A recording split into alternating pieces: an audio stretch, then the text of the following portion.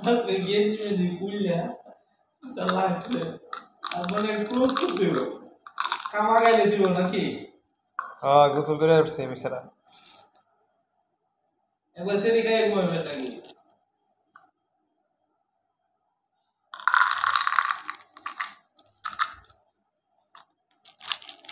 semi ওপি নাই তো আপনি যেটা নিয়ে কাজ করতে চাইতেছেন